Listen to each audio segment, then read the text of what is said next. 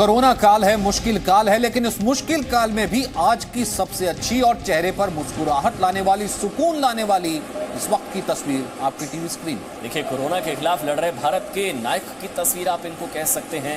ये देवदूत है और देखिए नन्ही सी जान, मतलब जान बचाने वाले डॉक्टर्स के हाथ में ये छोटी सी जान, 3 महीने की बच्ची। छत्तीसगढ़ के बस्तर की ये तस्वीर बहुत ही खूबसूरत तस्वीर, मतलब आज की आप कह सकते हैं सबसे खूबसूरत, सबसे प्यारी तस्वीर। देखिए दुलार रहे हो, शायद सर पर हाथ फेरा जा रहा है, मतलब सबसे प्यारी तस्वीर। दरअसल इसकी बच्ची की मां कोरोना पॉजिटिव है, तो ये कह सकते हैं ये देवदूत न केवल आपकी लोगों की जान भी बचा रहे हैं बल्कि बच्चों का भी ख्याल रख रहे हैं। ये पूरी कहानी आपको देश हित में हम आगे दिखाएंगे, लेकिन ये तस्वीर आपके चेहरे पर अब तक जरूर मुस्कान लेकर के आई होगी। इस कारण से हम ये कहते हैं कि इन देश के देवदूतों को सलाम। देखिए पूरी कहानी आपको देश हित में आगे दिखाएंगे, लेकिन उससे पहले आप सोचिए इन देवदूतों पर कोई हमला कर सकता है क्या? आप सोचिए अपनी जान को खतरे में डालकर आपकी जान बचाने वाले इन देवदूतों पर, कोरोना वॉरियर्स पर, कोरोना फाइटर्स पर कोई हमला कर सकता है क्या? हैं कुछ ऐसे खलनायक जो डॉक्टर्स पर भी पत्थर फेंक रहे हैं। इन्हें हम कोरोना के खलनायक कहते हैं, लॉकडाउन के खलनायक हम लोग कहते हैं।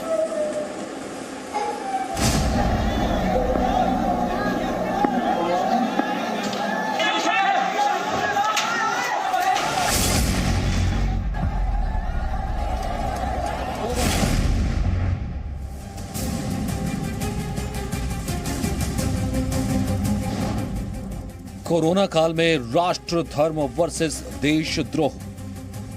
एक तरफ राष्ट्र पालन करने वाले 135 करोड़ भारतीय हैं और दूसरी तरफ ये मुट्ठी भर लोग जिनके जहन में भी देशद्रोह है। कोरोना काल में देशद्रोह के कई चेहरे हैं, कई खलनायक। इनकी तादाद बहुत कम है, लेकिन ये मुंबई से मुरादाबाद तक फैले हैं। इन खलनायकों की पहली जमात वो है जो कोरोना संक्रमितों की जान बचाने वाले डॉक्टरों पर पत्थर फेंकती है। क्योंकि वो चारों लोग बैठ गया मिला, इसलिए हम चलने ही वाले थे। और इतनी देर में वो सो गए कि मारो मारो मारो मारो, तो वो चारों लोग उतर के भाग गए। केवल मैं नीचे रह गया और मैं और मेरे साथ 2 फार्मासिस्ट थे। एक फार्मासिस्ट तो चूँकि डाउट एक था, एक फार्मासिस्ट तो मैं एप्रिल में, तो बस मारो मारो मारो और एकदम एम्बुलेंस वाले को मारा। एम्बुलेंस वाले ने गाड़ी लगाई, उनको शीशे के काफ़ी तोड़ दिए। खलनायकों की दूसरी जमात वो है जो देश की सुरक्षा से जुटे पुलिसकर्मियों पर हमला करती है। खलनायकों की तीसरी जमात लॉकडाउन के खिलाफ पलायन की साजिश रचती है और किसी खास जगह पर जानलेवा भीड़ जुटाती है। मैं विनय दुबे घोषणा करता हूं, सरकार की छाती पे पैर रख के घोषणा करता हूं कि आगामी 18 अप्रैल तक जितने भी मजदूर मुंबई महाराष्ट्र में फंसे हैं वो ज्यादा से ज्यादा संख्या में लोकमान्य तिलक टर्मिनस तक पहुंचे। और खलनायकों की चौथी जमात वो है जो जानबूझकर देश भर में कोरोना संक्रमण फैलाने का षड्यंत्र रचती है। यही है लॉकडाउन के खलनायक।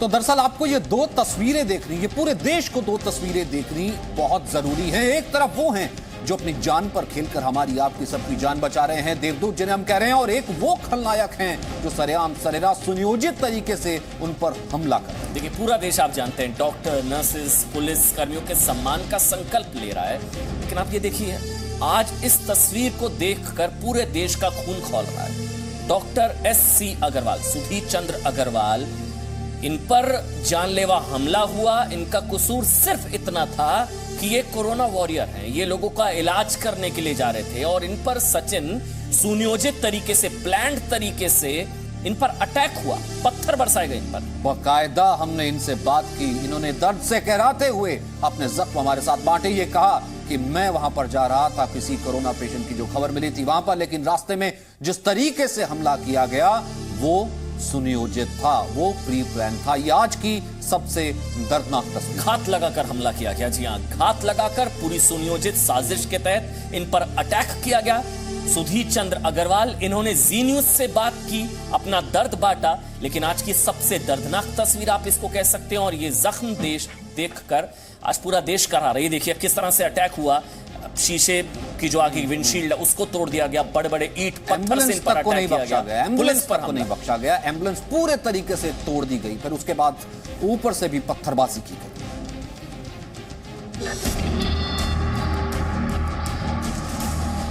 कोरोना संक्रमण के खिलाफ जो डॉक्टर अपनी जिंदगी दांव पर लगाकर आपकी रक्षा में जुटे हैं, उन पर कुछ देशद्रोही मानसिकता के लोग पत्थर फेंकते हैं। ये शर्मनाक तस्वीरें उत्तर प्रदेश के मुरादाबाद की है और आप देख सकते हैं किस तरह डॉक्टरों की टीम पर घर की छतों से पत्थर बरसाए गए। घर से बाहर निकलकर स्वास्थ्य कर्मियों को निशाना बनाया गया और ये सब पूरी प्लानिंग के साथ हुआ।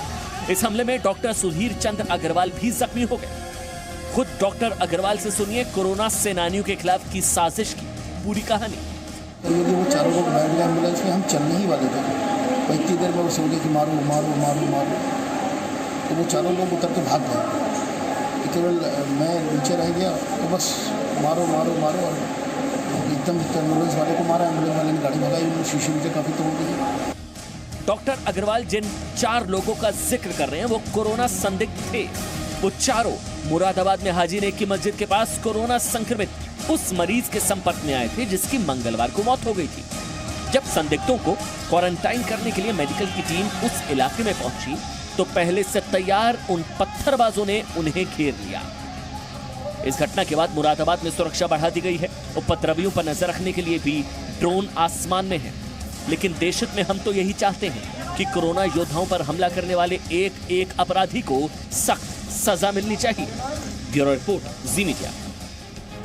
तभी तो हम लगातार कह रहे हैं ना, आपने वो हैशटैग भी देखा होगा, शुरुआत से ही हम दिखा रहे हैं, हैशटैग है कोरोना वॉरियर्स, यानी कि कोरोना वॉरियर्स का सम्मान कीजिए, कोरोना वॉरियर्स को सल्यूट कीजिए।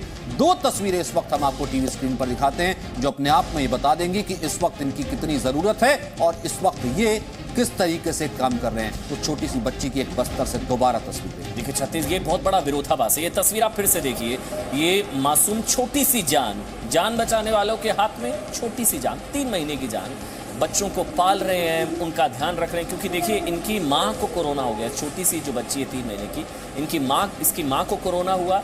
अब पीछे कौन ख्याल रखे? डॉक्टर्स है ना। अब सोचिए इन पर कोई अटैक करेगा क्या? जान बचाने वालों की जान लेने की कोशिश करेगा क्या? ये कोई सोच भी नहीं सकता। अब इसे ऐसे कह सकते हैं तो ना, खाली ताली फूल बरसाए जा रहे हैं। अमन, इसे ऐसे कह सकते हैं इस तस्वीर को देख करके, एक तरफ माँ की जान बचा करके लौटे हैं, माँ की जान बचा रहे हैं, और दूसरी तरफ जो बच्ची है उसको भी खिला रहे हैं। यानी अब ये इतना बड़ा रोल निभा रहे हैं, इसलिए जी न्यूज़ लगातार कह रहा है कि नहीं, आपसे रिस्पेक्ट कोरोना वॉरियर्स, रिस्पेक्ट, सम्मान करें उनका। अभी आपने डॉक्टर्स को निशाना बनाने वाले खलनायकों की करतूत दिखाई हमने आपको। अब मुंबई में भीड़ वाले खलनायक को बेनकाब करने का समय देशहित में अब आ चुका है। क्योंकि कल यानी कि मंगलवार को हमने बांद्रा स्टेशन पर अचानक जो भीड़ जमा हुई थी, उसके पीछे किसका हाथ था, इस चेहरे को अब हम बेनकाब करने वाले हैं। विनय दुबे, जी हाँ, इनका इस शख्स का नाम है विनय दुबे और पुलिस के मुताबिक इस भीड़ को इकट्ठा करने के पीछे विनय दुबे की ही बड़ी भूमिका थी।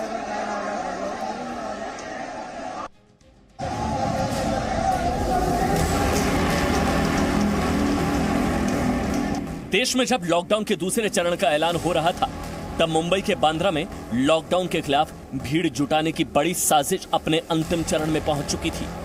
मंगलवार को मुंबई के बांद्रा में सैकड़ों लोगों की भीड़ जमा हुई थी। इस भीड़ के पीछे एक सोची समझी साजिश थी और पुलिस के मुताबिक इस साजिश के सबसे बड़े खलनायक का नाम है विनय दुबे। मैं विनय दुबे घोषणा करता हूं, सरकार की छाती पे पैर रख के घोषणा करता हूं कि आगामी 18 अप्रैल तक जितने भी मजदूर मुंबई महाराष्ट्र में फंसे हैं वो ज्यादा से ज्यादा संख्या में लोकमान्य तिलक टर्मिनस तक पहुंचे, वहां पे जमा हो, वहां पे आए। विनय दुबे पर लॉकडाउन तोड़ने के लिए मजदूरों को भड़काने का आरोप है। अच्छी बात यह है कि विनय दुबे पुलिस की गिरफ्त में है। 21 अप्रैल तक ये शख्स पुलिस हिरासत में रहेगा। पुलिस सूत्रों से जी न्यूज को जो जानकारी मिली है उसके मुताबिक पुलिस को ट्रेन शुरू होने की अफवाह से जुड़े कोई सबूत नहीं मिले हैं। पुलिस को ना तो कोई SMS या ना ही कोई व्हाट्सएप मैसेज मिला है। यूपी बिहार की कोई भी ट्रेन इस बांद्रा स्टेशन से नहीं जाती। अगर ट्रेन शुरू होने की अफवाह होती तो भी ये लोग बांद्रा की जगह बांद्रा टर्मिनस स्टेशन पर इकट्ठा होते। पुलिस को मिली जानकारी के मुताबिक भीड़ में शामिल लोगों में ज्यादातर बांद्रा स्टेशन के आसपास के इलाकों की झुग्गी झोपड़ियों में रहने वाले लोग शामिल थे। अब नया सवाल सामने ये आया है कि ये लोग एक साथ एक ठिकाने पर एक वक्त पर कैसे इकट्ठा हुए। बांद्रा स्टेशन पे हुई वारदात में मुंबई पुलिस ने बांद्रा पुलिस स्टेशन में अभी तक 3 अलग अलग ऑफेंसेस रजिस्टर किए हैं। अभी तक इसमें से 3 में से एक ऑफेंस में विनय दुबे नामक आरोपी को हमने अरेस्ट किया है और उसकी 21 तारीख तक माननीय न्यायालय ने हमें हिरासत दी है और आगे की जांच इसमें चल रही है। वीडियो देखने के बाद तो साफ होता है कि अगर ये लोग घर जाने के लिए इकट्ठा हुए थे तो इनके हाथों में कोई बैग क्यों नहीं था। राकेश त्रिवेदी, जी मीडिया, मुंबई। यानी ऐसा क्या हुआ कि एक वक्त ऐसा कि लॉकडाउन चल रहा है, कर्फ्यू जैसी स्थिति है और एक अचानक ऐसी कोई अफवाह की एकदम भीड़ इकट्ठा हो जाती है। अब हम आपको बताने वाले इसके पीछे दरअसल सच क्या है, साजिश क्या है। सिर्फ 5 बातों में इसका पूरा जवाब आप समझ लीजिए। देखिए, स्टेशन के पास झुग्गियों में रहने वाले लोग यहां जमा हुए, एक बड़ी बात इसकी। दूसरी बड़ी बात ये कि खास मकसद से स्टेशन पर जमा हुई थी ये भीड़, खास मकसद से, ऐसा लग रहा है।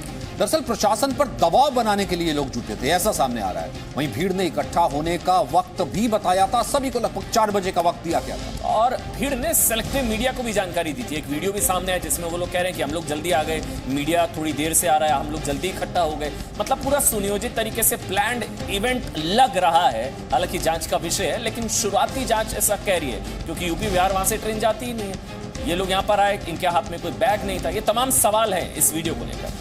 वहीं तभी हम कह रहे हैं ना कि यहां पर अगर वो हमने खलनायक एक पहले दिखाए तो शायद लॉकडाउन के वो भी खलनायक है जो लॉकडाउन से न केवल खिलवाड़ कर रहे हैं बल्कि अफवाहों को फैला रहे हैं। एक तस्वीर अब आपको गुजरात के अहमदाबाद की दिखाते हैं। देखिए लॉकडाउन का कैसे एक तरीके से मजाक बनकर है। देखिए, मजाक उड़ाया जा रहा है। लॉकडाउन के साथ कर्फ्यू भी है समझिए। लेकिन अहमदाबाद के जमालपुर में महिलाओं को कर्फ्यू में ढील क्या दी गई, हाल देखिए क्या हुआ। यहां पर कर्फ्यू में ढील दी गई। महिलाओं को दोपहर 1 बजे से लेकर शाम 4 बजे तक 3 घंटे की सचिन ढील दी गई। और हाल देखिए, जरा हाल देखिए। वो लोग जो कहते हैं कि सोशल डिस्टेंसिंग जिसका हम लगातार ये जिक्र कर रहे हैं कि वो अब तक नहीं, वो तो अभी आपको सालों तक अपनानी पड़ेगी। वो संस्कार, कोरोना संस्कारों को अभी तो लेकर के चलना है, सिर्फ उसी में बचाव है। वो 1 सेकंड के लिए यानी कुछ घंटे के लिए ढील क्या दी जाती है और शायद लॉकडाउन का मजाक हो। सारे नियम कायदे कानून की धज्जियां उड़ाते हुए सोशल डिस्टेंसिंग छोड़ और ये इन्हीं लोगों के लिए खतरनाक है। और ये लोग जो अगर देख रहे हैं ये इन्हीं लोगों के लिए खतरनाक है। और ऐसे ही एक दूसरे के संपर्क में आने से ही कोरोना फैल सकता है। इसलिए कहा जाता है कि एक ही अपील सिर्फ और सिर्फ की जा रही है, इसका सिर्फ एक ही इलाज है, सोशल डिस्टेंसिंग, सामाजिक दूरी। सामाजिक दूरी, तमाम नियमों की धज्जियां उड़ाती हुई ये तस्वीरें हम लोग इसलिए सवाल सुबह से उठा रहे हैं कि लॉकडाउन के कितने खलनायक जगह जगह। सूरत से हमने तस्वीरें देखी, बांद्रा से हमने तस्वीरें देखी, ये हमने अब तस्वीरें देखी, दिल्ली की भी हमने तस्वीरें देखी। अब ये दिल्ली की एक तस्वीर देखिए, हम दिखाते हैं। हाँ, ये अहमदाबाद की तो हमने तस्वीरें देखी, अब दिल्ली की तस्वीर देखिए। वहां पर अब अफवाह ही क्या था, कुछ मजदूर अचानक साइकिल उठा करके चल पड़े कि हम वहां पर अपने घर जा रहे हैं बिहार, जबकि सबको मालूम है कि जाने का कोई साधन नहीं है, लॉकडाउन है।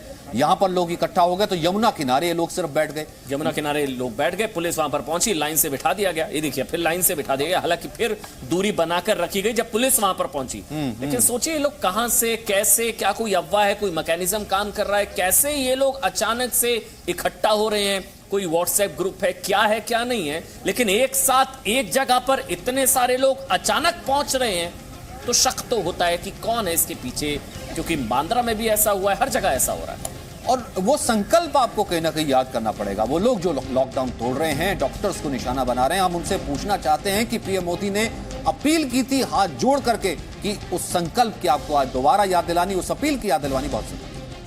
कुछ स्थानों से ऐसी घटनाओं की जानकारी भी मिली है जिसमें हृदय को गहरी चोट पहुंचती, बहुत दर्द होता है, पीड़ा होती है। मेरी सभी नागरिकों से अपील है कि अगर ऐसी कोई गतिविधि कहीं दिखाई दे रही है, उनको समझाइए ये गलत कर रहे हैं, ऐसा नहीं कर सकते हैं। कोई भी व्यक्ति डॉक्टरों के साथ, नर्सों के साथ, सेवा करने वालों के साथ अगर इस प्रकार का कुछ भी करेंगे तो उनको बहुत महंगा पड़ेगा और सरकार सख्त कदम उठाएगी। पूरी निष्ठा के साथ 3 मई तक लॉकडाउन के नियमों का पालन करें, जहां है वहां रहे, सुरक्षित रहें। वयम राष्ट्रे जागृयाम, हम सभी राष्ट्र को जीवंत और जागरूक बनाए रखेंगे। इसलिए हम यही समझने की कोशिश करें कि किस भाषा में इन लोगों को समझाया जाए, कौन सी भाषा में ये लोग समझेंगे। जगह जगह लॉकडाउन का उल्लंघन हो रहा है, लॉकडाउन की धज्जियां उड़ाई जा रही हैं। लेकिन एक और चीज आपके लिए समझना जानना जरूरी है कि हमारे देश की जनसंख्या 135 करोड़ है। 135 करोड़। और इतने बड़े देश को, जी तभी हम ये कह रहे हैं, दुनिया का ये सबसे बड़ा लॉकडाउन है। इतने बड़े देश को लॉकडाउन में रखने का फैसला लेना ही अपने आप में बहुत बड़ी बात है। और हम ना केवल उसे अवॉइड कर रहे हैं बल्कि उसे सफल भी बना रहे हैं, सिर्फ ये कुछ एक ऐसे इंसिडेंट्स को। मतलब लॉकडाउन हुआ, लॉकडाउन का पालन करवाना, सबसे बड़ी बात ये देश को एक सूत्र में पिरो कर रखना, देश की ऊर्जा बनाए रखना, देश की सोच को सकारात्मक रखना, ये सब कुछ आसान काम नहीं था। बिल्कुल ही आसान बिल्कुल नहीं है। 135 करोड़ के देश में अंदाजा लगा सकते हैं, ये बिल्कुल भी आसान नहीं है, लेकिन भारत ये करके दिखा रहा है। लेकिन प्रधानमंत्री मोदी ने अपनी सामाजिक क्रांति से ये सब कुछ करके दिखाया है। आप और हम इसको मिलकर के सहयोग कर रहे हैं। भारत ने अब तक इतने बड़े लॉकडाउन को सफल बनाकर दिखाया है। इस दौरान हमें अनुशासन का उसी तरह पालन करना है जैसे हम करते आ रहे हैं। हौसला, ऊर्जा, अनुशासन। 135 करोड़ के देश में 40 दिन का लॉकडाउन। दुनिया का सबसे बड़ा लॉकडाउन सफल कैसे? भारत जैसे देश में लॉकडाउन करना आसान नहीं है, क्योंकि इतनी बड़ी आबादी से लॉकडाउन का पालन करवाना ही अपने आप में चुनौती है। लेकिन भारत दुनिया का सबसे बड़ा लॉकडाउन करके दिखा रहा है। लॉकडाउन तोड़ने वालों के खिलाफ सख्त कार्रवाई हो रही है। लॉकडाउन में फंसे लोगों के खाने पीने की व्यवस्था की गई है। सोशल डिस्टेंसिंग के जरिए जरूरी सामानों की बिक्री हो रही है। टेस्टिंग लैब की संख्या में इजाफा, फिलहाल 200 लैब काम कर रहे हैं। इलाज की पूरी व्यवस्था, फिलहाल 1 लाख से ज्यादा बेड तैयार है। अस्पतालों में अलग से कोविड-19 के इलाज की व्यवस्था की गई है। देश में फिलहाल 600 से ज्यादा अस्पतालों में कोविड-19 का इलाज। देश में क्वारंटीन सेंटर की संख्या हर दिन बढ़ाई जा रही है। आइसोलेशन सेंटर को भी बढ़ाने का काम लगातार जारी है। अगर सिर्फ आर्थिक दृष्टि से देखें तो ये महंगा जरूर लगता है, बहुत बड़ी कीमत चुकानी पड़ी है, लेकिन भारतवासियों की जिंदगी के आगे इसकी कोई तुलना नहीं हो सकती। रेलवे ने भी अपने कोच में क्वारंटीन सेंटर का निर्माण किया है। अगले 1 महीने में रेल मंत्रालय 1 लाख की तादाद में पीपीई तैयार करेगा। रेलवे ने देश भर की अपनी जोनल रेलवे वर्कशॉप में इसका प्रोडक्शन करना शुरू कर दिया है। प्रधानमंत्री ने समाज के सभी वर्गों से कई बार संवाद किया। प्रधानमंत्री खुद राज्यों के मुख्यमंत्रियों के साथ संपर्क में है। प्रधानमंत्री ने मुख्यमंत्रियों से राज्यों की सही जानकारी हासिल की। आम लोगों की राहत और बचाव के लिए 11 समूहों का गठन किया। प्रधानमंत्री ने 11 समूहों के जरिए जरूरी क्षेत्र तक अपनी बात पहुंचाई। प्रधानमंत्री ने जान और जहान दोनों के महत्व के हिसाब से काम किया। ब्यूरो रिपोर्ट, जी मीडिया। और एक पुरानी कहावत है, आपको एक पुरानी कहावत बताते हैं कि एक जो तस्वीर है वो 1000 शब्दों के बराबर होती है। और आपको लॉकडाउन कॉल में पीएम मोदी की एक तस्वीर जरूर याद आई। आपकी टी स्क्रीन पर है, यही वो तस्वीर का हम जिक्र कर रहे हैं। ये वो तस्वीर है, देखिए वो तस्वीर है गमछे को मुंह पर बांधे हुए प्रधानमंत्री नरेंद्र मोदी। याद करिए, लॉकडाउन 2.0 के ऐलान के बाद प्रधानमंत्री नरेंद्र मोदी खुद गमछे का मास्क लगाकर ही उन्होंने राष्ट्र को संबोधित किया था। आपकी टीवी स्क्रीन पर वो तस्वीर। दरअसल पीएम ने बहुत ही आसान से तरीके से एक साथ देश के लाखों करोड़ों लोगों को यह संदेश दे दिया, यह समझा दिया कि आप मास्क लगाएं। यह जरूरी नहीं है, लेकिन गमछा भी आपको बचा सकता है, रुमाल भी आपको बचा सकता है। और गमछा उसके बाद से देखिए कैसे ट्रेंड करता है। नमस्ते, नमस्ते मेरे प्यारे देशवासियों। जो उत्तर प्रदेश में अंगोछा कहलाता है, बिहार में जिसे गमछा कहते हैं, पश्चिम बंगाल में गुमोछा के नाम से जाना जाता है और असम में इसे गमुसा कहते हैं। मंगलवार को जब प्रधानमंत्री मोदी ने लॉकडाउन 2.0 का ऐलान किया, उसी दिन पीएम मोदी ने ट्विटर पर अपनी डीपी यानी डिस्प्ले पिक्चर को बदल दिया, जिसमें पीएम मोदी गमछे का मास्क पहने दिखाई दे रहे हैं। जाहिर है इसके जरिए पीएम मोदी ने एक बड़ा संदेश देश के करोड़ों लोगों को दिया कि जरूरी नहीं कि आप मास्क ही लगाएं, अपने गमछे को ही मास्क बना लें। देखिए, मास्क बनवाने के चक्कर के बजाय जी अपने यहाँ उत्तर प्रदेश में तो तौलिया लेके गले पे लगाते हैं ना। हाँ, उसी से मुंह बांधने की आदत डालोगे। ये गमछा बड़े काम का है, सिर और चेहरा ढकने में काम आता है, चेहरे से पसीना पोंछने के काम आता है और इसे धोकर फिर से इस्तेमाल किया जा सकता है। फेस मास्क के मुकाबले सस्ता भी है। गमछा ही बांध देना चाहिए। हाँ। बहुत सिंपल है, वही आदत डालो। ठीक। प्रधानमंत्री मोदी ने लॉकडाउन 2.0 के ऐलान के अपने 24 मिनट के भाषण में भी लॉकडाउन की अहमियत को समझाया था।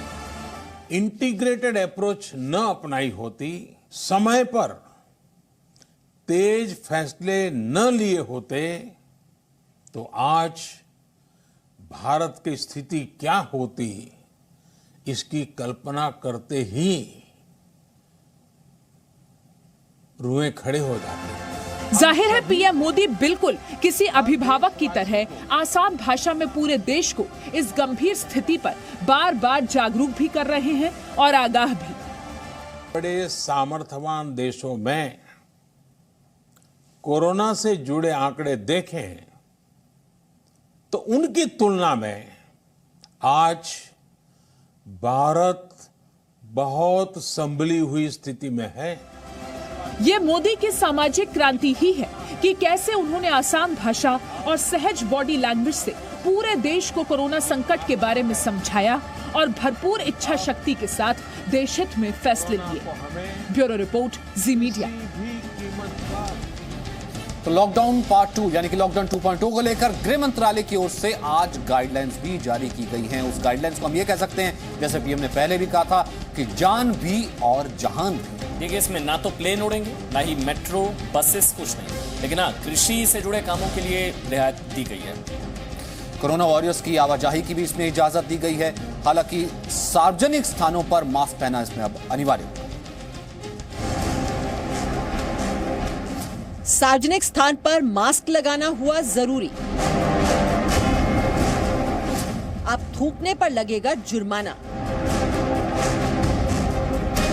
नई गाइडलाइन के मुताबिक अगर कोई भी व्यक्ति सार्वजनिक जगह पर थूकते हुए पकड़ा गया तो उस पर जुर्माना लगाया जा सकता है। कोरोना संक्रमित व्यक्ति के थूक में भी कोरोना का वायरस होता है। इस वजह से अगर सार्वजनिक जगह पर कोई भी कोरोना संक्रमित व्यक्ति थूकता है और उसके संपर्क में स्वस्थ व्यक्ति आता है तो वो भी कोरोना का शिकार हो सकता है। ऐसे में बीमारी फैलने की आशंका हो सकती है। इस समय सबसे बड़ी चुनौती यही है कि देश में कोई नया कोरोना हॉटस्पॉट ना बने। कठोर कदम उठाने होंगे। नए हॉटस्पॉट्स का बनना हमारे परिश्रम और हमारी तपस्या को और चुनौती देगा। भारत में कोरोना के मामले 1 से 10,000 तक पहुंचने में 76 दिन लगे, तो उसकी सबसे बड़ी वजह यही है कि लॉकडाउन जल्दी लागू हुआ और सख्ती से लागू हुआ। The next 2 to 3 weeks are going to be the most crucial in handling the COVID-19 pandemic, particularly in India. इस बात को हर हिंदुस्तानी को याद रखना होगा कि देश ने अभी आधी लड़ाई जीती है। हम कोरोना को हराएंगे, इसमें शक नहीं है, लेकिन इसके लिए संयम और संकल्प के मंत्र को नहीं भूलना होगा। देश की खातिर एक अनुशासित सिपाही की तरह अपने कर्तव्य निभा रहे हैं। दुनिया के बाकी देशों के मुकाबले भारत कोरोना के खिलाफ ज्यादा बेहतर और एकजुट होकर लड़ाई लड़ रहा है। इस जज्बे को पूरे देश को यूं ही बनाए रखना है। ब्यूरो रिपोर्ट, जी मीडिया। अब आपके मन में कोई भी सवाल है, कोई भी शंका है, कोई भी आशंका है, तो हर उसका जवाब लॉकडाउन पाठशाला में हम देने वाले हैं। पहला सवाल मैं पूछूंगा, अमन उसका जवाब दे देंगे। पहला सवाल ये है जो आपके मन में भी आएगा। अमन, हर कोई यही पूछ रहा है, क्या क्या खुला है? देखिए, इसमें डेयरी है, राशन की दुकानें हैं, सब्जी मंडी और मेडिकल स्टोर, ये चीजें खुली रही। एसेंशियल सर्विसेज तो पहले भी चल रही थी, लेकिन अगर उसी की एक्सटेंशन की मैं बात करूं, जरूरी सेवाओं में क्या क्या और खुला रहे? इसमें बैंक्स हैं, एटीएम्स हैं, डाक सेवा, पोस्ट ऑफिस, इसके अलावा पेट्रोल पंप, गैस सप्लाई, ये चीजें अवेलेबल रहेंगी। चलिए ठीक, अगर मैं कहूं कि बंद क्या क्या रहेगा? इसमें बाजार, मॉल्स, कारखाने, प्राइवेट ऑफिसेस, गोदाम बंद रहेंगे। और 20 अप्रैल का जो जिक्र पीएम ने किया था, 20 अप्रैल कौन काम कर सकेगा, इजाजत किसकी? मोटर मैकेनिक, हाईवे पर ढाबे, क्योंकि ट्रक्स अलाउ किए गए हैं, हाईवे पर ढाबे, प्लम्बर, कारपेंटर, इलेक्ट्रीशियन, इनको इजाजत होगी 20 अप्रैल। और 20 अप्रैल से कौन कौन सी सेवाएं और उद्योग, यानी कि कुछ इंडस्ट्रीज ऐसी जो शुरू हो सकती है? मनरेगा, जरूरी मैन्युफैक्चरिंग हो, पोल्ट्री हो, फिशिंग हो, कोल्ड स्टोरेज और वेयर हाउस सर्विस। तो आईटी सेक्टर को क्या राहत दी गई? आईटी कंपनीज को भी हमने सुना राहत है 50% स्टाफ के साथ। जी हाँ, 20 अप्रैल से आईटी सर्विसेज के ऑफिस खुलेंगे 50% स्टाफ के साथ। हमने शुरुआत की थी एक अच्छी तस्वीर के साथ। हमने कहा था कि आपके चेहरे पर वो मुस्कुराहट देगी, और उसी तस्वीर को एक बार फिर से दिखाते हैं। ये हैं वो कोरोना वॉरियर्स। न केवल मां की जान बचाई है, बल्कि मां कोरोना से लड़ रही है, अब इस बच्ची की देखभाल भी कर रहे हैं। ये है हमारे वो डॉक्टर्स। देखिए, मेडिकल स्टाफ की सबसे खूबसूरत तस्वीर, ममतामयी तस्वीर, सबसे प्यारी तस्वीर, दिन की शायद संभवतः सबसे अच्छी तस्वीर डॉक्टर्स। इसीलिए तो भगवान कहा जाता है। ये छत्तीसगढ़ के बस्तर से आई ये तस्वीर है। मां को कोरोना हुआ, 3 महीने की बच्ची, जान बचाने वाले डॉक्टर्स के हाथ में नन्ही सी जान, 3 महीने की बच्ची।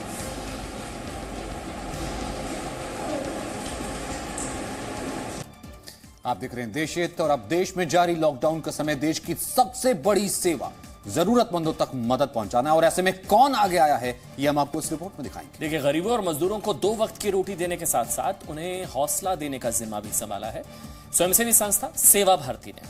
सेवा भारती एक मिशन के तौर पर इस काम को अंजाम दे रही है। सेवा भारती के हजारों स्वयंसेवक देश की राजधानी दिल्ली में मौजूद गरीब परिवारों की मदद के लिए राशन मुहैया करा रहे हैं।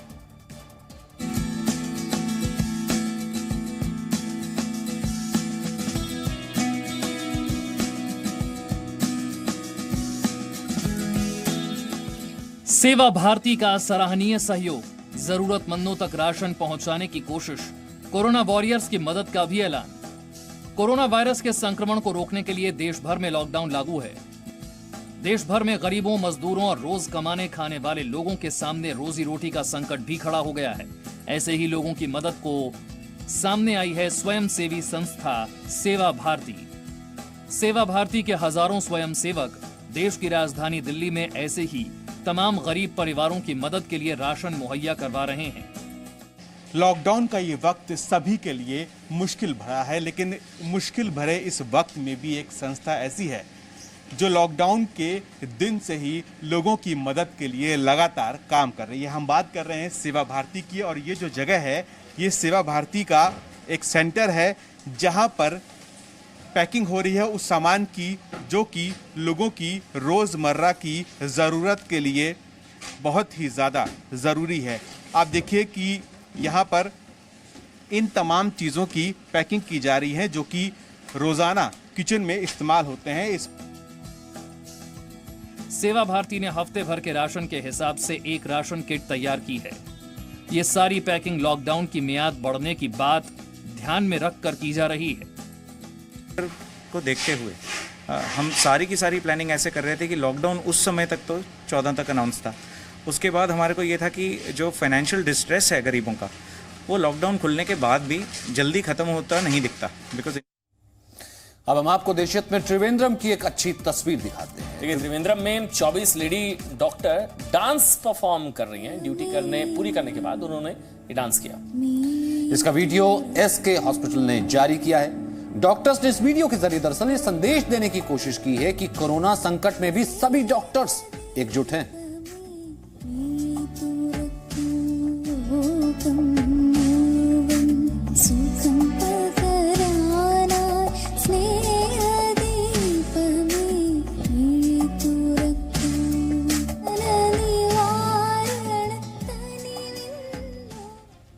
सम्मान कीजिए। बिल्कुल, हम तो लगातार कहते हैं कोरोना वॉरियर्स का हमेशा सम्मान कीजिए। अब आपको कोरोना से जागरूक करने वाली तस्वीर दिखानी बहुत जरूरी है। देखिए, कोरोना से बचने के लिए खबर यह है कि WHO शुरू से लोगों को हर 2 घंटे में हाथ धोने की अपील कर रहा है। नाक, आंख, मुंह छूने से परहेज करने की लगातार WHO सलाह दे रहा है। लेकिन हैरानी इस बात की है कि आज भी लोग आदतन हर घंटे में 23 बार अपने चेहरे को छू रहे हैं। ये खुलासा हुआ। ये खुलासा अमेरिका की डॉक्टर नैन्सी एल्डर ने किया है। डॉक्टर विलियम सॉयर और ऑस्ट्रेलिया की डॉक्टर मैक्लॉव्स ने अपने अध्ययन के आधार पर किया है कि हम हर एक घंटे में अनइंटेंशनली ही सही 23 बार अपने मुंह को छूते हैं। तीनों ही डॉक्टर्स फेस टचिंग पर स्टडी कर रहे हैं। इन्होंने न्यूयॉर्क टाइम्स में खास बातचीत की और यह बताया कि कोरोना से बचना है तो लोगों को बेवजह चेहरा छूने की आदत को अब छोड़ना पड़ेगा। इसलिए हमारी भी आपसे अपील है, आप चेहरा ना छुएं, आंख को ना छुएं, चेहरे को ना छुएं, मुंह को ना छुएं और बार बार जो है अपना हाथ धोते रहें, हाइजीन का पूरा इस्तेमाल करें।